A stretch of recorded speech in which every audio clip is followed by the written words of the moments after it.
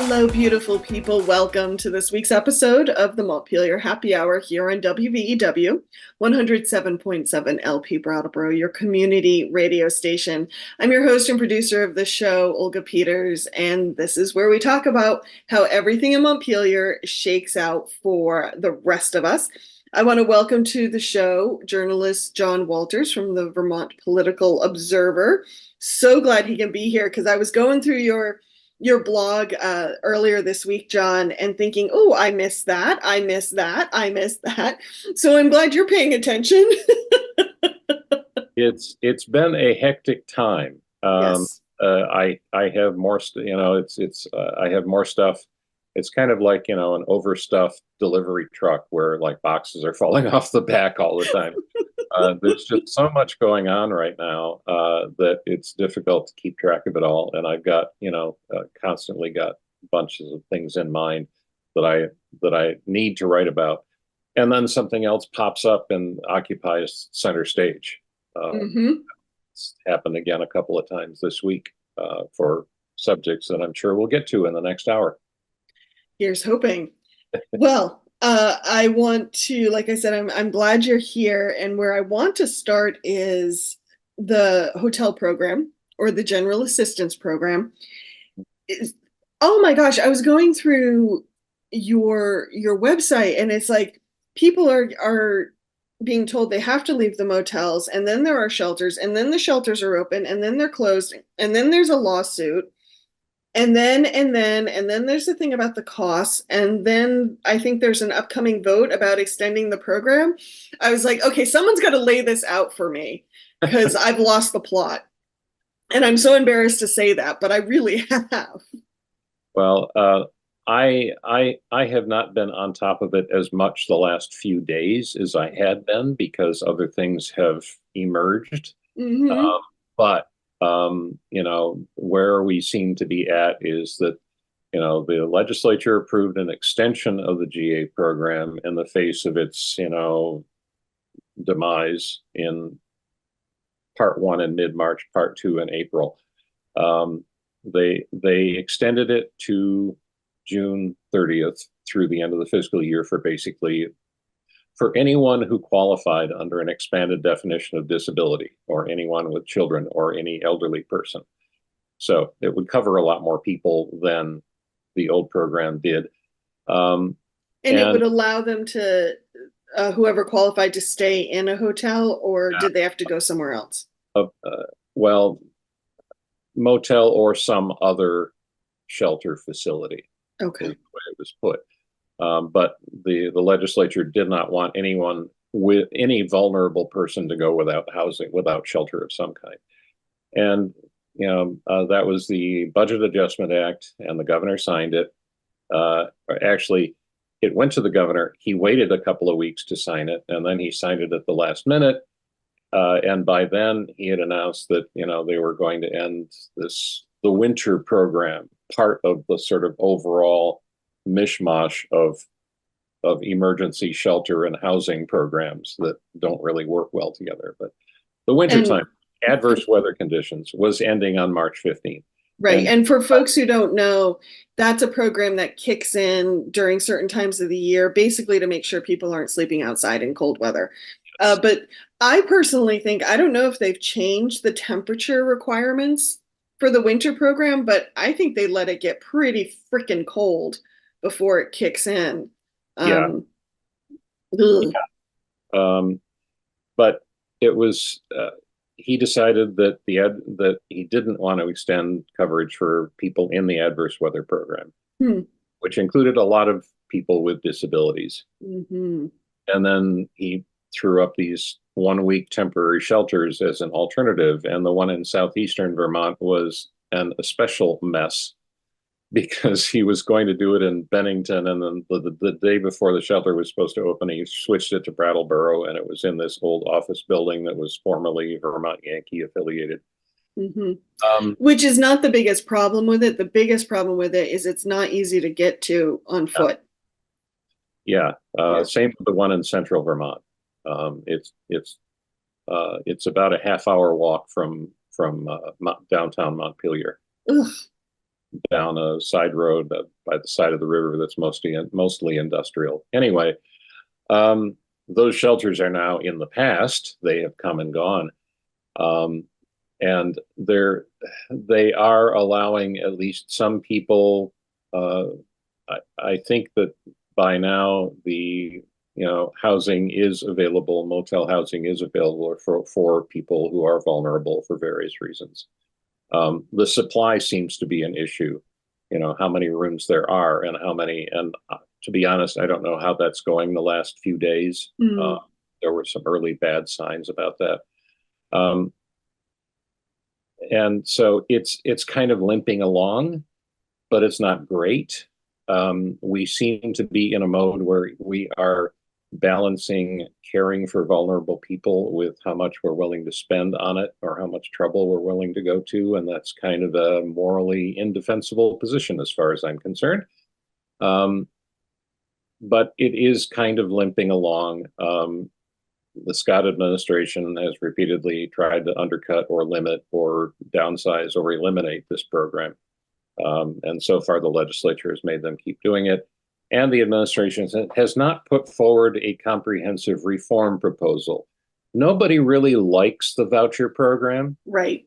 A lot of these motels are a little junky. It's costly compared to good alternatives. It would be better if we had established low-income housing and shelter options, but we don't. And the administration has repeatedly said, well, it's time to close down the voucher program without really proposing an alternative. So, and that's where we're set up again now, where the legislature is working on the budget for the new fiscal year that starts July 1st. And the administration proposed spending a fairly limited amount of money on the program, and the legislature added significantly to it. They want basically to extend what's currently being done for another year while alternatives are developed, we hope. And it's whether it seems to be in good shape in the House, whether it probably will get downsized somewhat in the Senate, and then the governor will maybe sign it, maybe not. He usually finds ways to veto budgets. But whether he signs it or not, his administration's commitment to it has to be questioned. And they seem to find ways to kind of subtly undermine it or sabotage it, or certainly limit participation by any means necessary. So it's a situation where the administration doesn't want to spend the money right now, and they don't want to spend the money on vouchers, but they haven't really. I mean, the governor's only alternative seems to be, Reform Act 250, and we'll get more housing in a few years. But people need housing right now, and they're not getting it. And, right. I haven't, this certainly is a burden on communities around the state that have homeless populations who are struggling to find shelter. This has been a big problem for the city of Burlington. And still is. And, the cities and towns can't take on the full responsibility for it. This has to be something that's a broader initiative, and the state is kind of failing to fill that gap. So, and I imagine that's one of many issues that's facing, say, Brattleboro these days. Yeah.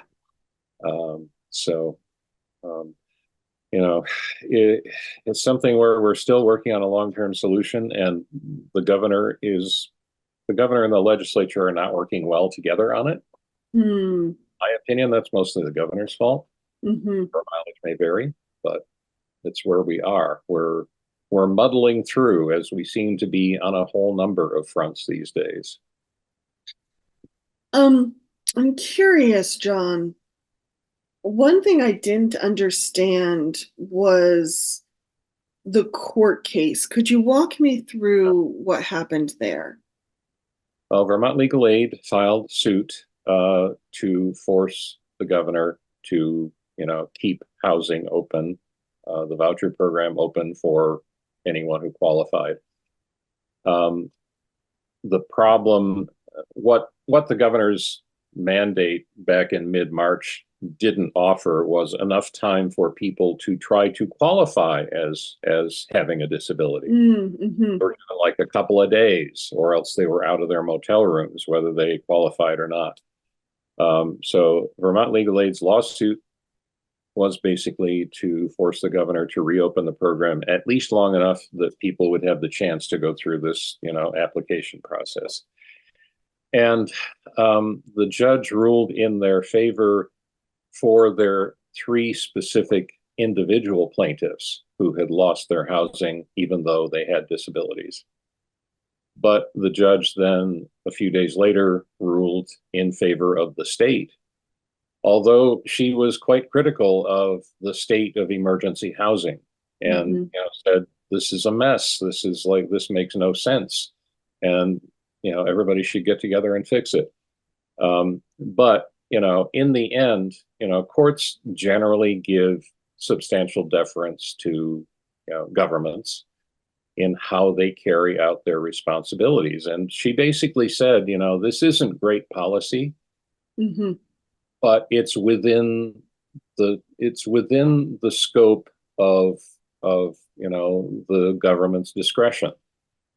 It's not absolutely criminal. It's just bad policy.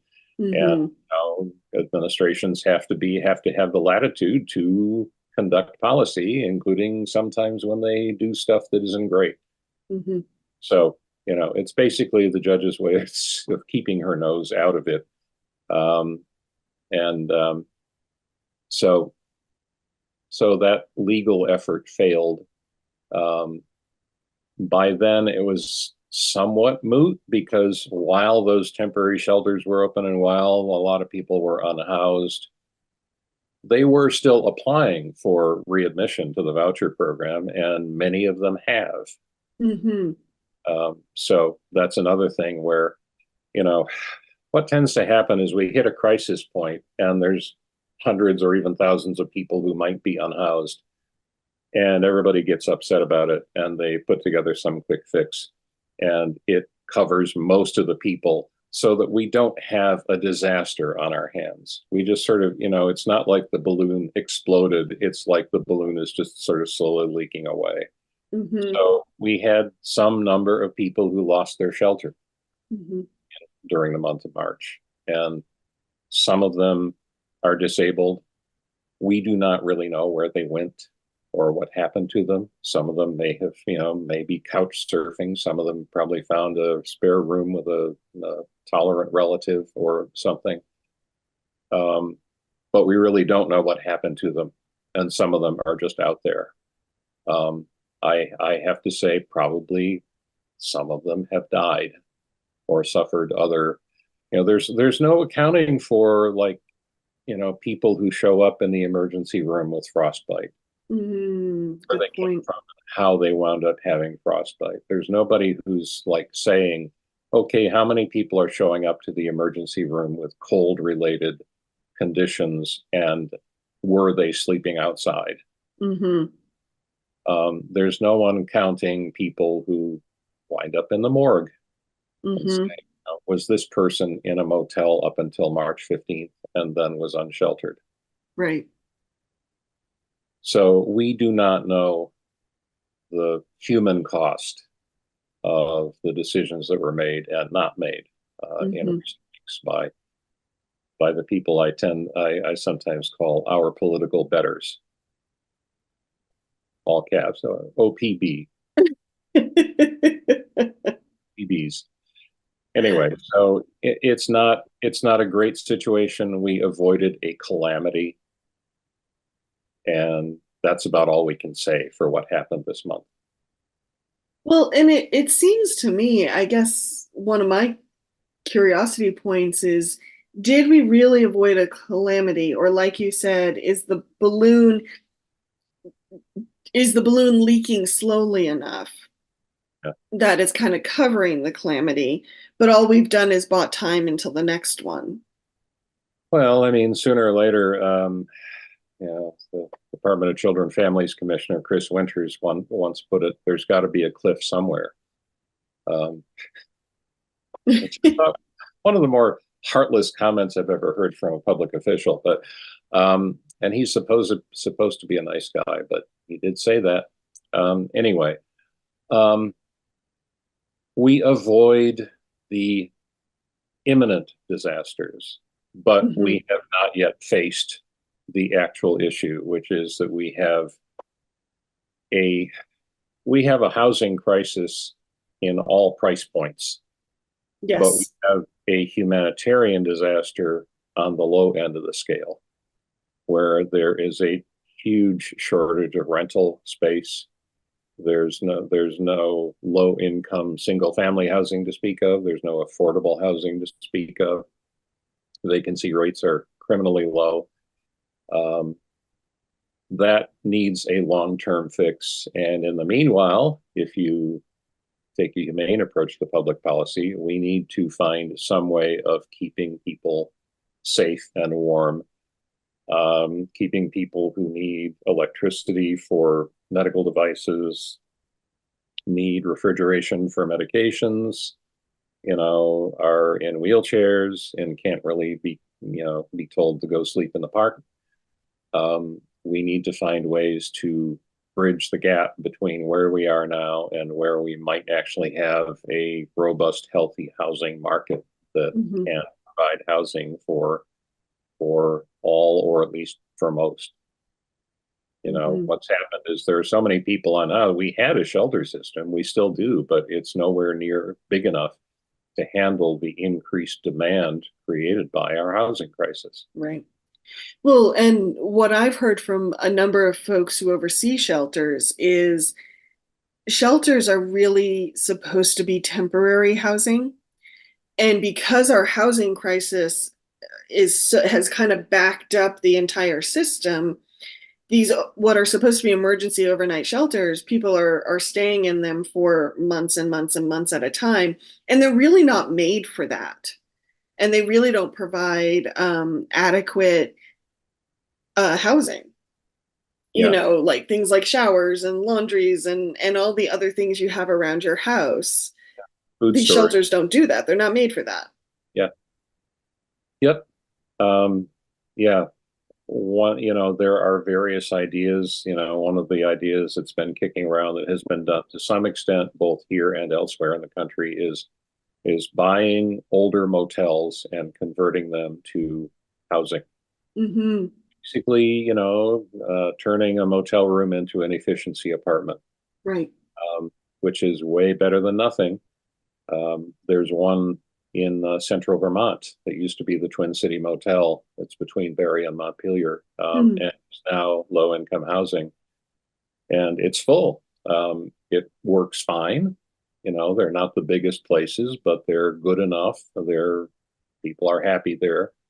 But it's only I don't know, a dozen units, 15 units, something like that, and that's nowhere near what is needed um, to handle the load. When we have people with disabilities, we have the elderly, we have people with mental illness who have a lot of trouble sustaining housing and need support. But we also have a lot of people who have jobs. They're working full time, or they're working 2 or 3 part-time jobs because they can't find a full-time job. And even if they have a full-time job, they're not making enough money to pay the rent. Mm-hmm. So they wind up living in their car, or they wind up, knocking around shelters, and quite often they lose their jobs because they don't have a stable place to live. Yeah. Um, one of the consequences of this shuffling around of people that happened in mid-March is that people were moved with virtually no notice from one part of the state to another. And, if you were working at the Walmart in Berlin and you suddenly Mm. got to, a shelter in Rutland or something, you're out of luck. Yeah. So it's tremendously disruptive to people who are desperately trying to put their lives together.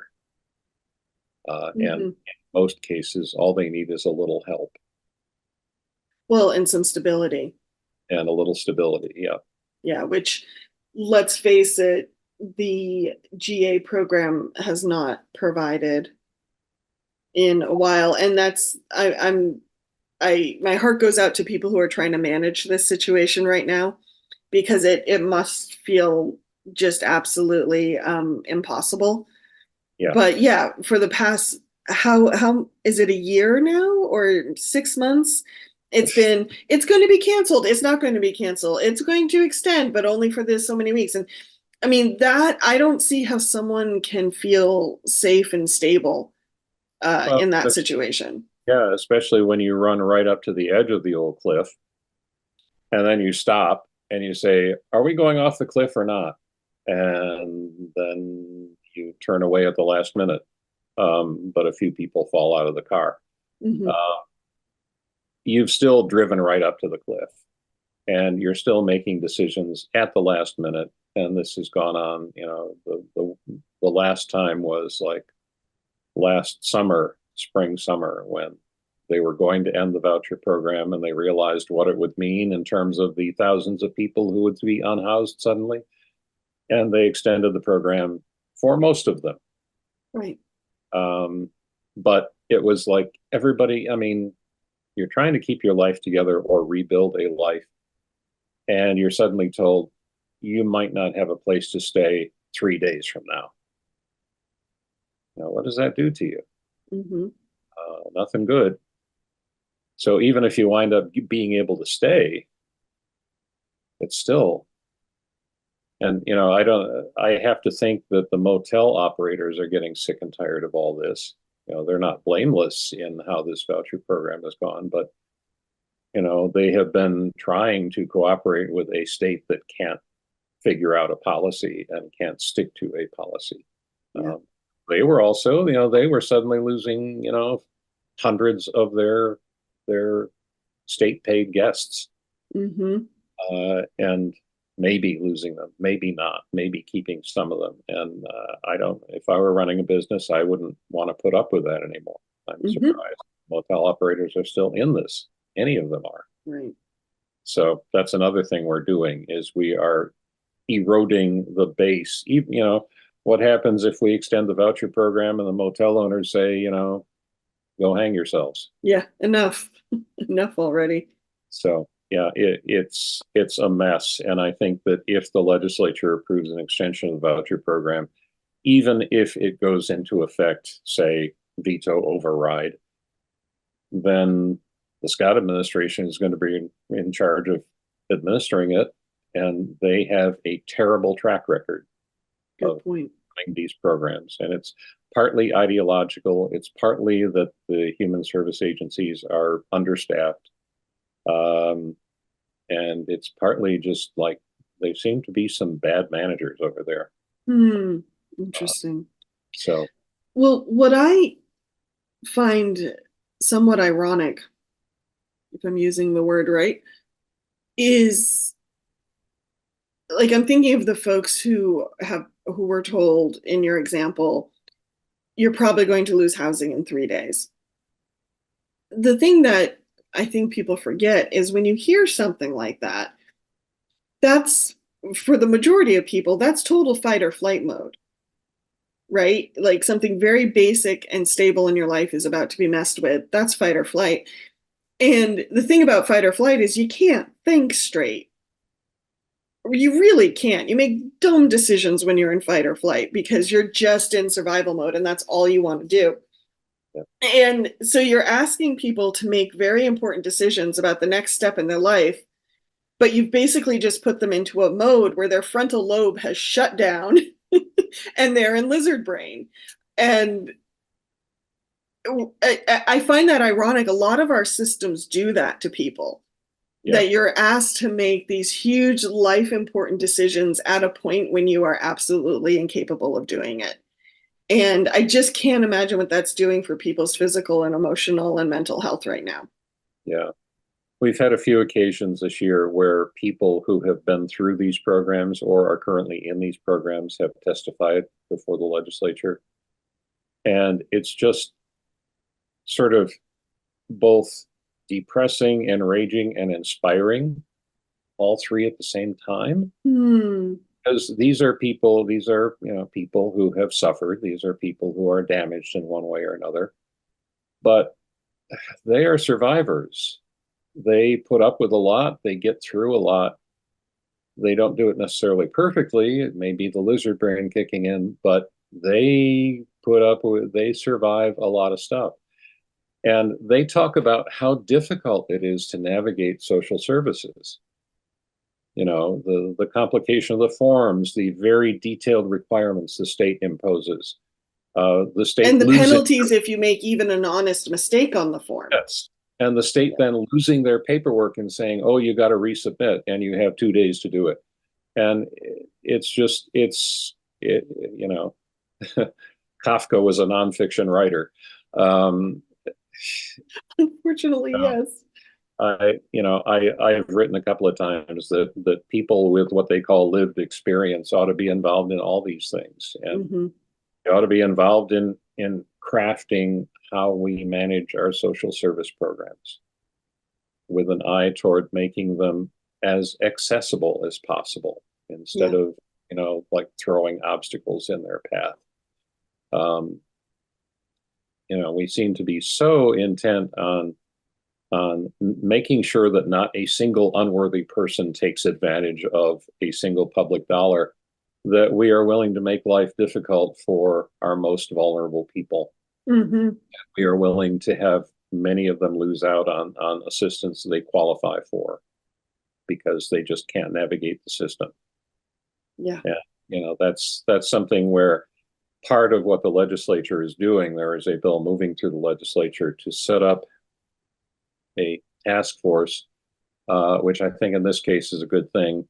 Often I'm cynical about task forces, but to actually take a really deep look at the suite of emergency housing programs and figure out what actually makes sense for a placement program. And that would not take effect for another year, which is why the legislature is working on extending the voucher program for another year.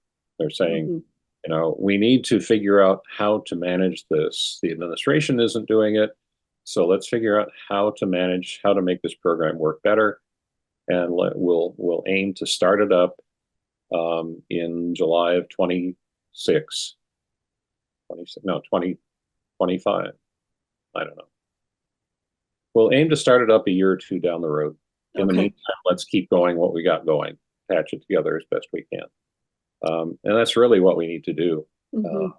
That's part of what we need to do. And part of what we need to do is what the governor wants to do, which is to reform Act 250 and boost housing across the board for all income brackets. We need more housing for rich people, really. It's just that they're not waiting on a park bench somewhere for someone to build them a house. Right, exactly.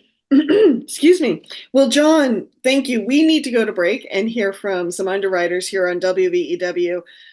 But I like where you ended on talking about this task force, because one thing we've been doing, I feel in general, but especially since COVID ended, is we have been reacting rather than actually responding and planning and taking thoughtful steps through the crisis.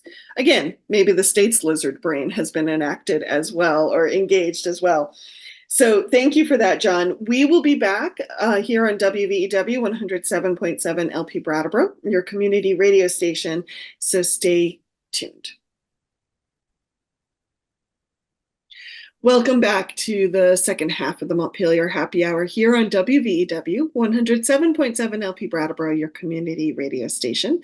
I'm your host and producer of the show, and I'm speaking with John Walters, who is the journalist behind the website, the Vermont Political Observer, aka the VPO. And I want to, before we dive into our conversation, just thank Brattleboro Community Television for sharing the video version of our show with media centers around New England. And I need to say, since my lovely co-host is not here, Emily Kornheiser, who's very busy with the legislative session right now, that the views and opinions of everyone on the Montpelier Happy Hour belong to just the hosts and the guests. not the radio station, not the digital platforms, not the bunny lamp that you can't see on John's desk, but is actually really, really cute. It doesn't, the opinions don't belong to the bunny lamp either. Okay, without further ado, John, welcome back to the show. Thank you. And it is a very cute bunny lamp. Um, I would love if we could dive in and talk about community union districts, Uh, which have Communication union districts. communication union. I always get that wrong, but I'm not allowed to call them CUDs, which is what I really want to call them because that makes me laugh.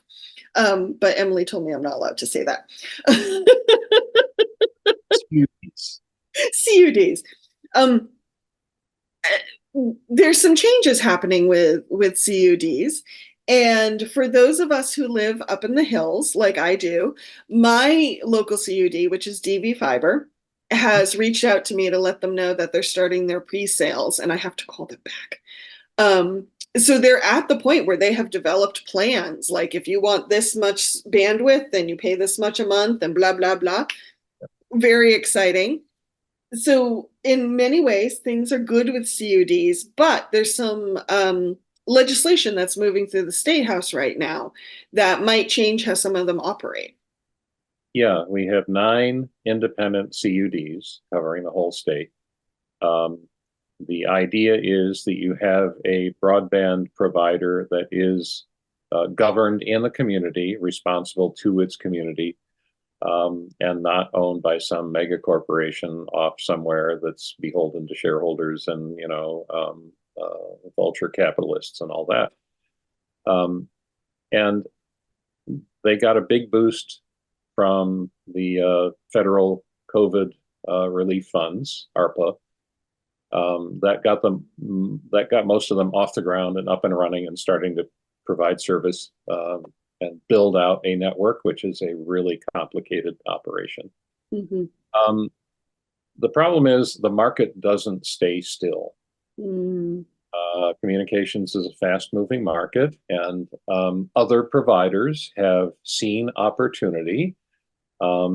They see that CUDs are opening into new areas, and in many areas, such as my own, a commercial competitor has put on a building push to occupy as much territory as they could and get up and running before my CUD could get here. Interesting.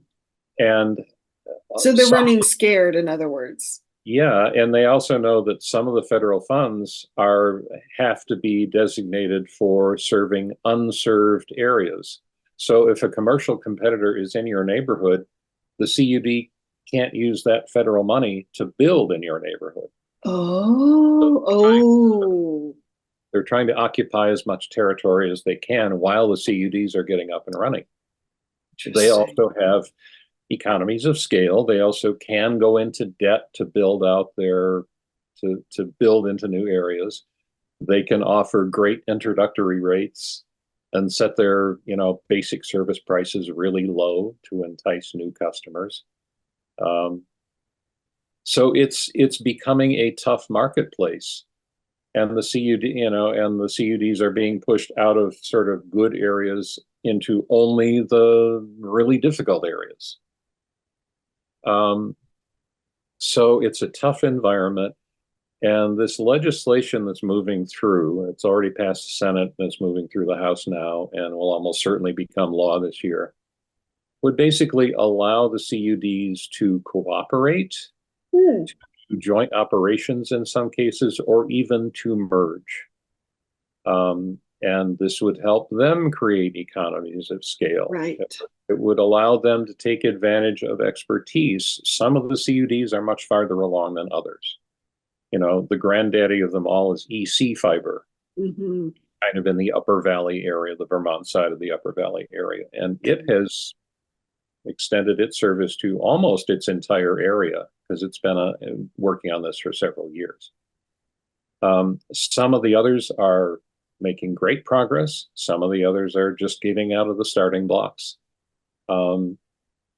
Different ones have different levels of expertise in different areas. And the idea is, you combine them, you combine their strengths. You can do bulk purchasing, which some of them have been doing already, but you can do it on a consistent basis. And you can create a stronger, more vibrant entity to combat the, Comcasts of the world, or the Starlinks of the world. And some see this as a likely evolution where we are probably going to wind up with one big CUD for the entire state. Others are not sure it's going to go that far, but they want to enable whatever steps make sense for the CUDs to make them more robust and more competitive in what has become a more competitive market. And one of the things that has happened to alter this equation is that there's a new round of federal money for broadband build out. It's called BEAD, BEAD. I don't know what that's short for, but it's a new type of money that's separate from the COVID money that's pretty much all been spent. And this is a President Biden, rural broadband effort. And the big players in the telecom game have big lobbyists in Washington, and they got themselves into this BEAD program. So CUDs are not only competing with other CUDs and, making a case for, their share of the BEAD money. They are competing with the big players who are saying, okay, you give us this federal money, we can build out. And so that makes it more difficult for the CUDs to get this federal money that will help them in the next step of their build out process. So it's basically what's happening is, the CUDs are little fish in a shark infested pond. Jump, jump, jump, jump. Yes, they might have to at least, form a mutual defense pact. And that's basically what's happening. As to see, people who are running CUDs knew that this would be a long, difficult operation. They knew they were in a market that moves fast, that changes rapidly, and that they were going to have to be nimble and maybe change course on occasion. They were going to run through their ARPA money, which got them off the ground and into reality. But sooner or later, they were going to have to find new sources of money to continue their build out. The hope is that they will build out enough that they will start making money off customers that they can then reinvest some of that money into building the rest of their network. But they have to make sure they can really do it. And I think it's important for us because even if you could say for sure that the commercial carriers were actually going to make an effort to serve everybody in Vermont, no matter how, long your dirt road was, then there is a great value in having a service that is responsive to the community, not that is off somewhere, in some other part of the country, beholden to investors and mandated to make a 15% profit or whatever. Right. You want to have someone, as we are seeing with the decay of our landline telephone system, it would be better to have a broadband system, a broadband, at least an alternative that is governed locally and is meant to respond to the needs of its consumers. So it is, I would say, the fundamental issue is that those big companies are never going to bring broadband to the last mile. They're always going to, only build where it makes economic sense for them. And if we want to provide it to the last mile, we need to have the CUDs in some form or other, providing that service. And we need to give the CUDs some easier real estate so that they can make a little money so that they can provide that last mile service. Right. So this is an effort to sort of redirect things in a way that makes sense given the changes in the market and the changes in federal funding. It seems to have a consensus support behind it. And, it's not really making big news because it's not really a controversy, at least not right now. Everybody seems to agree that this is the way to go, and that seems to be happening. But it might mean changes for, your local communication union district, mostly in terms of governance, not in terms of their interface with you or their service. So it may be all invisible, but that's what's happening. Thank you for that rundown, John. That's very helpful. And it reminds me that I need to call my CUD back and go through the pre-sale process. You know what I find interesting? Just, unscientific polls of checking in with people that I know. As I've said on this show, I live in a place where I called 6 carriers before I found one that would give me enough bandwidth that I could work from home. And 3 of those carriers actually said, you don't want our service. You're just going to be frustrated.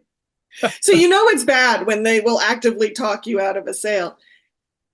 What I think a lot of people expected, though, was when the CUDs would come in, that they would be able to charge way, way, way less than their competitors. Yeah. And I think the folks who have been working in the CUDs have been very upfront with, no, we will have real costs and we will be charging real prices. I am in the situation where I was looking at my CUD has 3 tiers.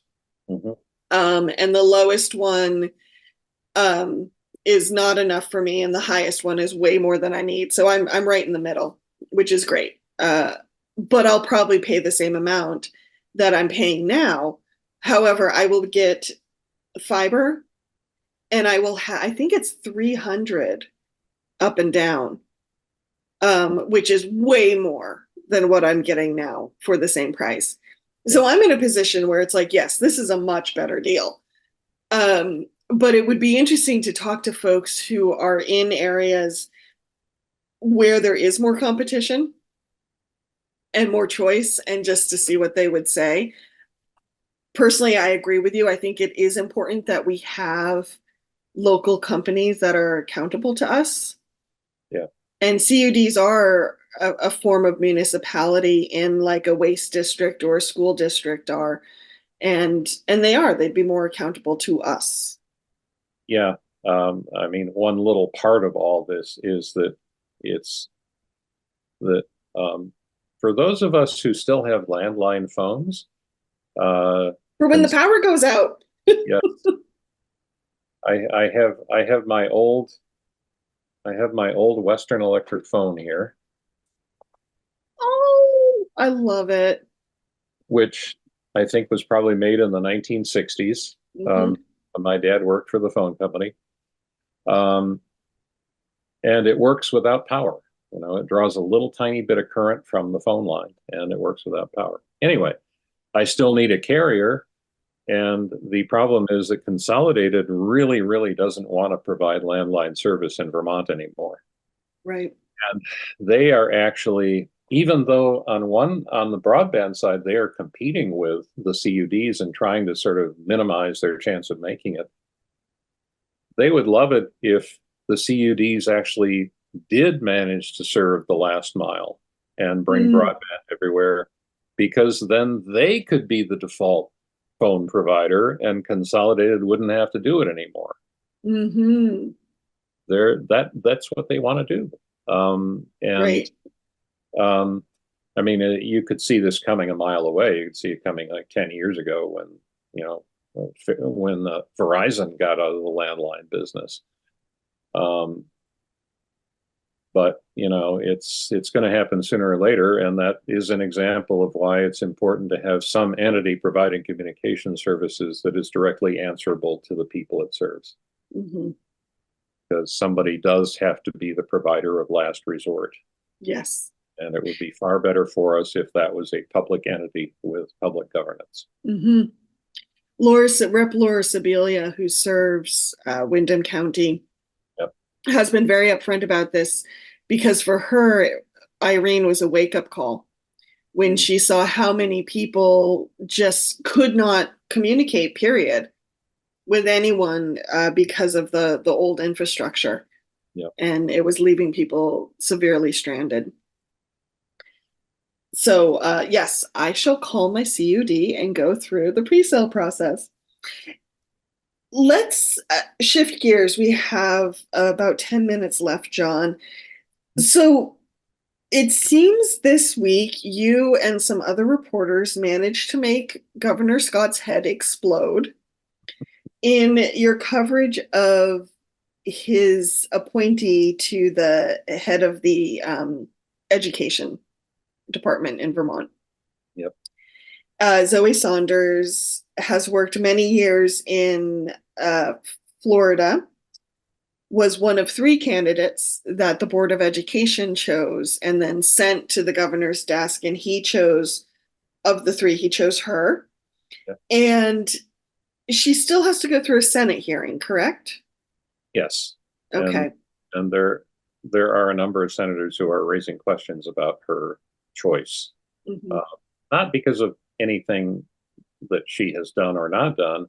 It's because of her almost complete lack of experience in public school governance, which would seem to be a prerequisite for, running the state education agency. I don't know, call me crazy.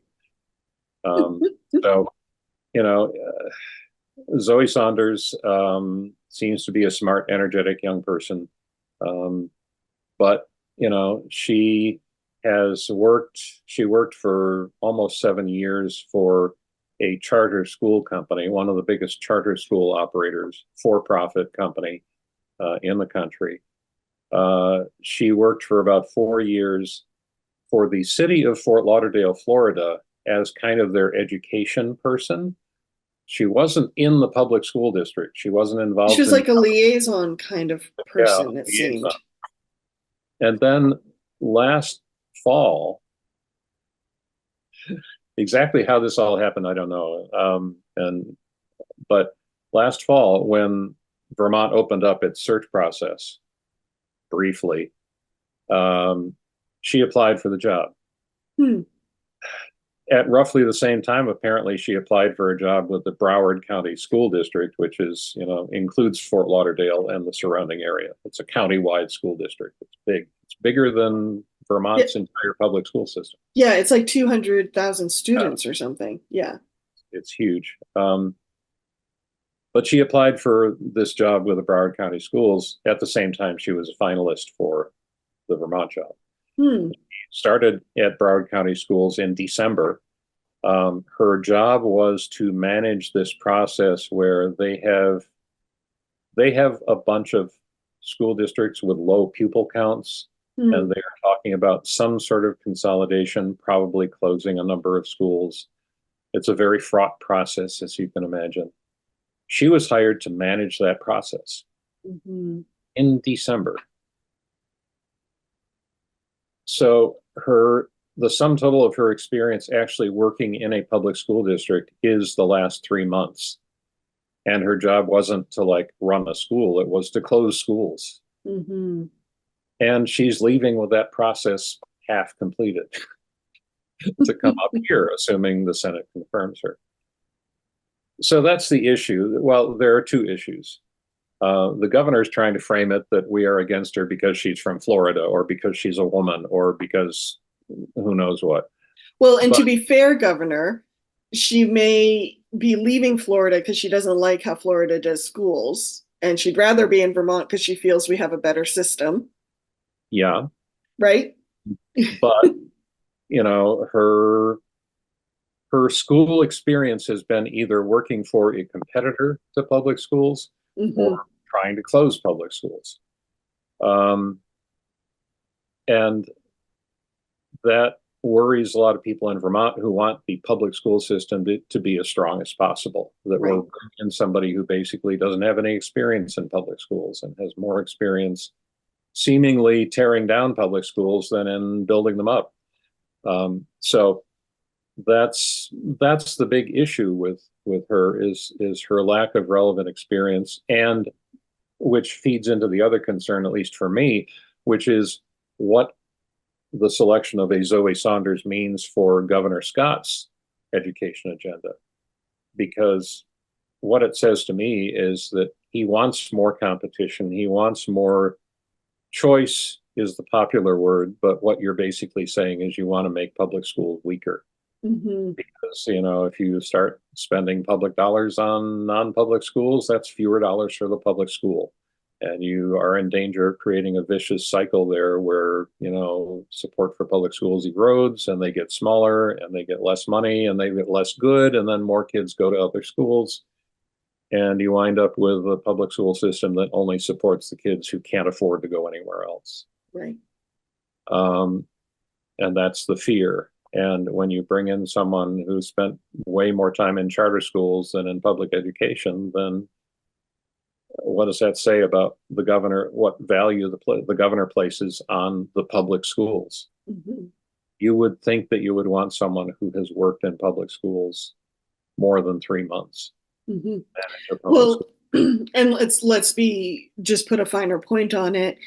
Looking at her resume, we don't see experience like teaching in a classroom. Never done that. Being a principal, being a vice principal, being actually in the school building, working with students. That's what we're not seeing in her resume that raises some concerns. Yep. And I agree with you. When I was looking at some of the coverage that questioned her appointment, I didn't see it so much as dissing her as what you just said, being concerned about what Governor Scott's true goals are for Vermont's public school system. Yeah. That any mistrust was actually laid at his feet rather than at her feet. Have we ever heard Scott really explicitly say what his plans are for public schools? I was trying to rack my brain and see if I had any memory of that, and I didn't. When he was first running for governor in the first couple of years he was governor, every time he opened his mouth on education issues, he said the words cradle to career. Right. And he actually said those words in his angry press release about the opposition to Zoe Saunders.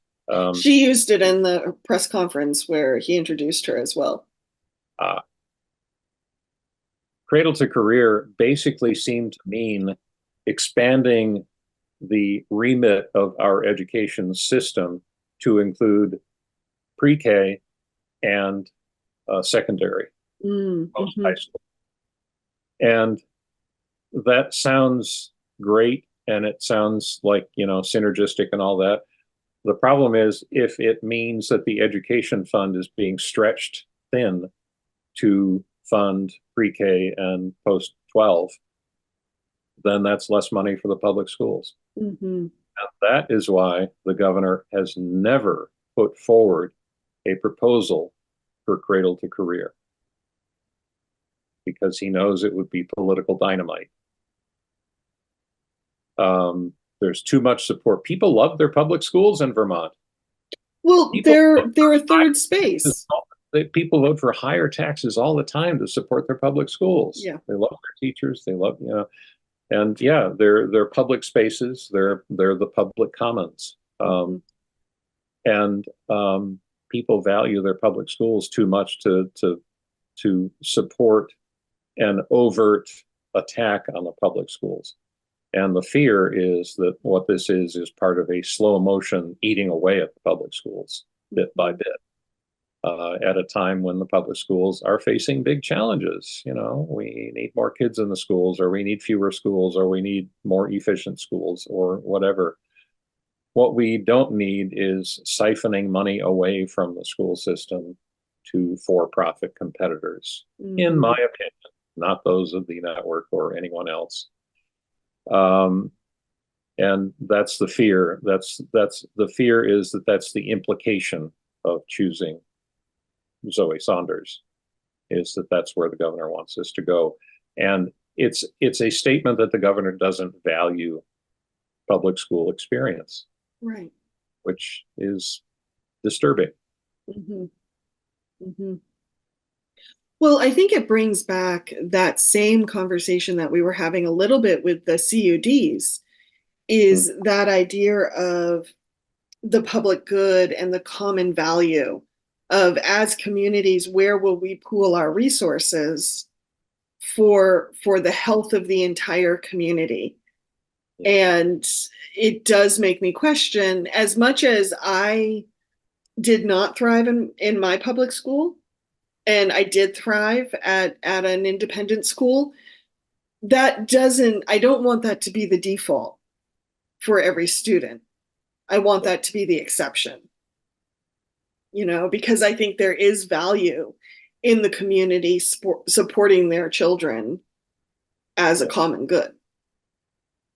And there's another, I don't have a clock on my wall, so I don't know how much time we got left, but there's another aspect to this, which is um, a court decision a couple of years ago that basically said that if a public school system provided money to any private school, it had to provide money to all of them, even religious schools, even That's religious right. with the discriminatory policies. And Vermont has been sending more and more money to such private religious schools Hmm. because of that court decision. Um, that is probably only going to increase. Um, the reason we are open to exposure on that front is because of our independent school system, Mhm. where we have a number of approved independent schools who qualify for public funding or tuition for students. Burr and Burton Academy, St. John's Berry Academy, and a few others around the state. Mhm. We have that system set up. And because we have that system, we also have to extend that system to religious schools. Right. What nobody is saying in Montpelier is, maybe we shouldn't have that system. Hmm. Maybe we have to reform it in such a way that we are not liable to that court case. Right. Maybe we can't provide tuition for those independent schools. Those independent schools are politically very powerful. Uh, Hmm. People who are affiliated with them in one way or another form a majority of the state board of education. Many of our legislators have ties to them or went to them. Hmm. Um, our Attorney General, Charity Clark, is an alum of Burr and Burton. Hmm. Um, so it's a politically impossible situation because these independent schools are very politically connected. But it has opened us up to providing money for other kinds of private schools, including religious schools, and we do not regulate them very well, and we allow them to openly discriminate against LGBTQ students and do whatever other policies they might want to do. Hmm. So that's another part of this where we are at kind of an inflection point in our public education system in a whole number of ways. We haven't even talked about the crisis in school infrastructure. Oh, goodness, right? But public schools need help. And what supporters of public education believe is that they need to be made stronger. Hmm. They don't need to be made weaker by enabling other forms of education with public dollars. Hmm. Um, and that's the point we are at, and that's why the governor's nomination has created so much blowback. Right. Well, thank you, John. Unfortunately, we're out of time, and I really doubt the governor listens to this podcast. But Governor Scott, if you are listening, I do hope you hear that nuance, that we're concerned about the overall approach to how we're going to support our public schools. It's not necessarily about this one candidate. So, on that note, folks, thank you for joining us today. Hey, John, where can people find you? My blog is the Vermont Political Observer, which is uh, abbreviated as the VPO. And if you type the VPO into a search engine, I will be the first hit. Me and the Vienna Philharmonic, as I always say, will be the first hit, and you can tell us apart pretty easily. Yes, music, no music. Strauss Waltz is at the VPO.org. So that's where I am. Okay, thank you. And as always, you can find the Montpelier Happy Hour on WVEW 107.7 LP Brattleboro, your community radio station every Friday at 2 and rebroadcasted on Wednesday mornings. And if you want to subscribe to the podcast, wherever you subscribe to your podcast, we are there. Take care, everyone. If you want to reach out to me, you can send me an email at themontpelierhappyhour@gmail.com. Take care. Bye-bye.